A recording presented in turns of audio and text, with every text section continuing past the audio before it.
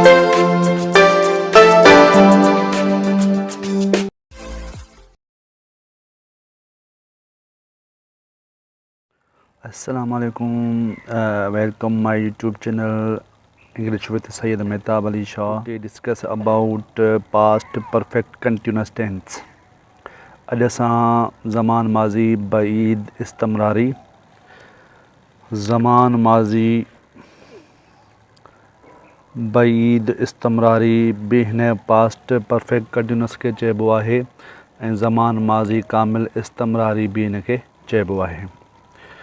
हिन में छा आहे त इन डेफिनेशन आहे वस्फ़ इन जी आहे त this tense expresses the action which was begun indefinite time in past and that action remained continually by the time of speaking। मतलब इन जी माना इन जी इहा ई आहे त हीउ ज़मान उन कम खे ज़ाहिर कंदो आहे जेको गुज़िरियल वक़्त में कंहिं ख़ासि वक़्त ते शुरू कयो वियो ऐं उहो कमु ॻाल्हाइण जे वक़्त ताईं माज़ीअ में जारी रहियो। मतिलबु हीउ ज़मान ॾेखारे थो त को कमु कंहिं वक़्त वारे माज़े में कंहिं मुक़ररु वक़्त में या मुक़ररु मुद्दत खां थी रहियो हो। हाणे हिन जी जेका सिंधी में आइडेंटिफिकेशन आहे, माना आइडेंटिफिकेशन जो मतिलबु आहे सुञाणप जो निशानियूं। त हिकिड़ी ॻाल्हि यादि रखो त पहिरियों असांखे त टेंसनि जा 12 टेंसनि जा नाला अचनि, 12 टेंसनि जे नालनि खां बाद में असांखे जेको आहे हर हिकु टेंस जी आइडेंटिफिकेशन अचे। असां पहिरियों हर टेंस जी आइडेंटिफिकेशन कयूं। आइडेंटिफिकेशन खां सवाइ जेको आहे नामुमकिन आहे टेंस खे सम्झणु।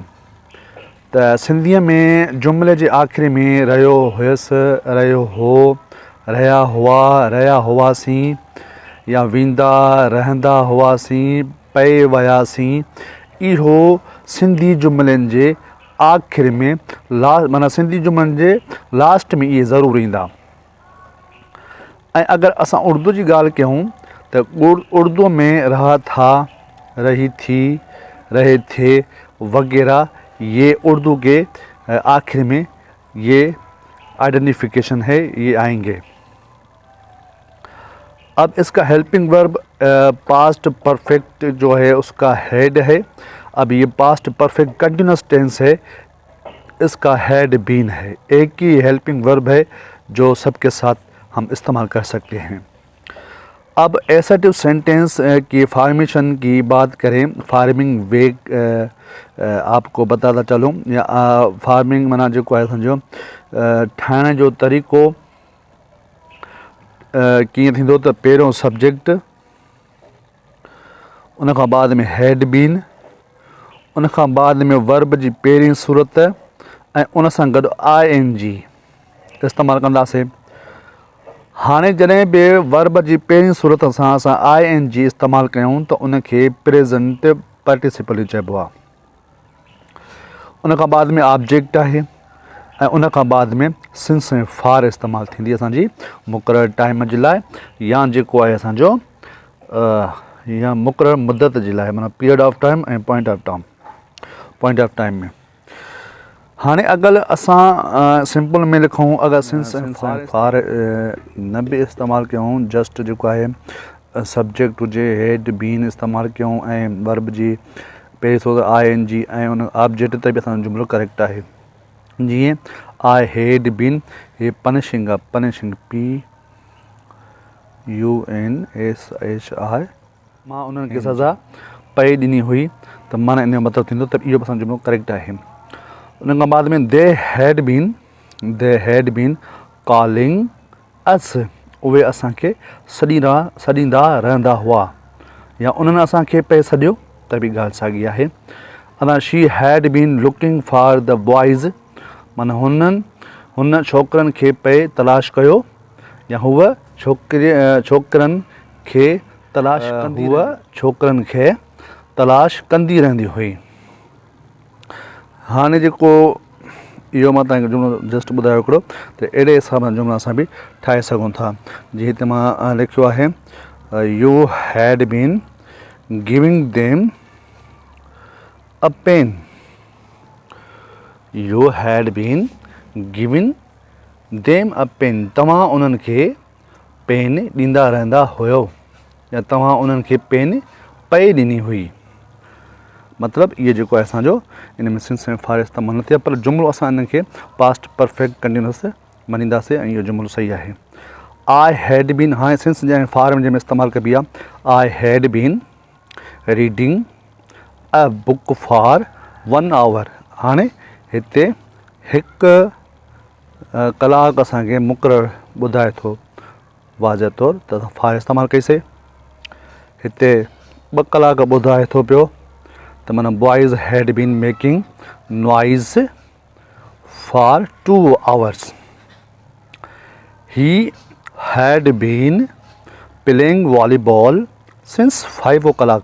हाणे हिन में मुक़ररु टाइम पूरो माना नथो ॿुधाए, माना जेको आहे पूरो थियल टाइम तव्हांखे नथो ॿुधाए, माना 5 कलाक माना 5 कलाक खां वठी हाणे अलाए केतिरा कलाक थी विया, त हाणे उनखे पूरी मुकमल ख़बर न आहे त केतिरो टाइम थी वियो, त असां हुते सेंस इस्तेमालु कईसीं जंहिंखे असां पॉइंट ऑफ टाइम चवंदा आहियूं। द क्लाउड्स हैड बीन थंडरिंग सिंस नून। माना जेको आहे असां जुमिलो खणी वठूं असां त बादल या झुड़ जेको आहे मंझंदि खां गज गोड़ करे रहिया आहिनि। I had been raining since morning. I had been raining since morning माना सुबुह खां बरसाति पए थी रही आहे, थी रही हुई, त माना जेको आहे त इहा थी रही हुई जेको असांजो पास्ट परफेक्ट कंटिन्यूअस टेंस। उन खां बाद में नेगेटिव आहे, सब्जेक्ट ईंदासीं, इन खां हेड ईंदी। हाणे छा आहे त हेॾे हेड बीन गॾु पई अचे, हिन में नेगेटिव फॉर्मेशन में पहिरियों हेड ईंदी, उन खां बाद में नॉट ईंदी, उन खां बाद में बीन, बाक़ी सॼो सिस्टम जेको आहे सॼो फॉर्मेशन साॻी माना वी माना V1 सां असां जेको इंक फॉर्म वणंदासीं ऑब्जेक्ट फार। जीअं हाणे पहिरियों छा आहे नेगेटिव में त असां छा कंदासीं, नेगेटिव सेंटेंस में पहिरियों सब्जेक्ट रखंदासीं। हिते सब्जेक्ट हे आहे हिते असांजो I had not been reading a book for 1 hour. Boys हे सब्जेक्ट असांजो, had not been making noise for 2 hours. He had not been playing volleyball since 5 o'clock। He had been drinking water. he had not been drinking water। ठीक है, अब ये जुमला जेके असांजा negative जा हुया पास्ट परफेक्ट कंटिन्यूअस जा, माना अहिड़ी तरह सां असांजा जेको आहे पास्ट परफेक्ट जेको आहे पास्ट परफेक्ट कंटिन्यूअस जो जेको आहे इंट्रोगेटिव सेंटेंस कंदासीं। उन जी फॉर्मेशन इहा आहे त पहिरियों असां हेड रखंदासीं, उन खां बाद में सब्जेक्ट, उन खां बाद में बीन, उन खां बाद में वर्ब जी पहिरियों सूरत में ING, ऐं उन खां बाद में ऑब्जेक्ट, ऐं उन खां बाद में सिंस ऐं फॉर, ऐं उन खां बाद में क्वेश्चन मार्क। त अचो इहो जुमिलो कयूं, कोई बि हिकिड़ो जुमिलो कयूं असां। हैड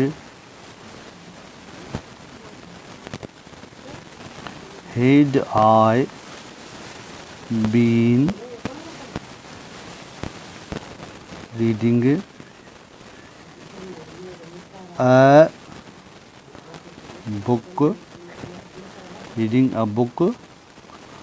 for an hour, question mark. अब ये पीरियड ऑफ टाइम है तो फार इस्तेमाल है। ऐसे ही एक सेंस का बना लें हम, ही हैड या है सॉरी हैड HAD sorry had he been playing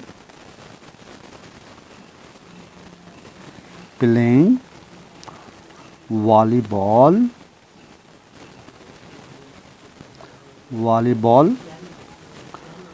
since morning, question mark. अब यहाँ पे सिंस है, पॉइंट ऑफ टाइम है, यहाँ पे पीरियड ऑफ टाइम है, तो ये हमारा इंट्रोगेटिव पास्ट परफेक्ट कंटिन्यूस।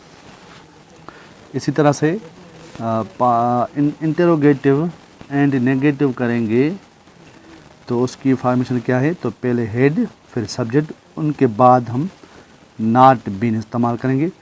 बाकी सारा जो फॉर्मेशन वो सेम होगा। अचो असां कयूं उनखे, त had I not been reading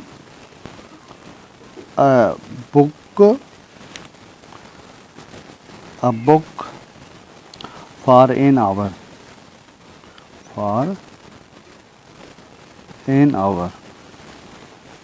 या 1 hour, had he not been playing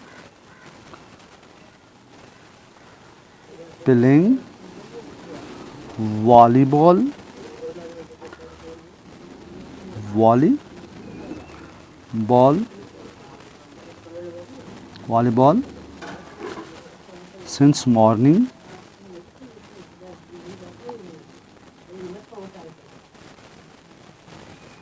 question mark. अब यहाँ पे नॉट बीन है, पहले हेल्पिंग वर्ब है, लास्ट में क्वेश्चन मार्क है, तो ये हमारा पास्ट परफेक्ट कंटिन्यूस का इंट्रोगेटिव नेगेटिव होगा।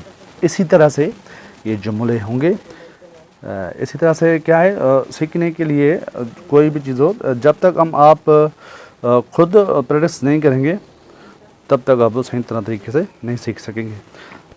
ये हो पास्ट परफेक्ट कंटिन्यूस जा जुमला ऐं उन जी फार्मिंग वे। इन तरीक़े सां पास्ट परफेक्ट कंटिन्यूस जुमला थींदा ऐं असांखे जेसिताईं पाण पंहिंजे हथ सां प्रैक्टिस न कंदासीं तेसिताईं असांखे का ॻाल्हि सम्झ में न ईंदी। उमेद आहे तव्हांखे पास्ट परफेक्ट कंटिन्यूस टेंस सही तरह सम्झ में आयो हूंदो।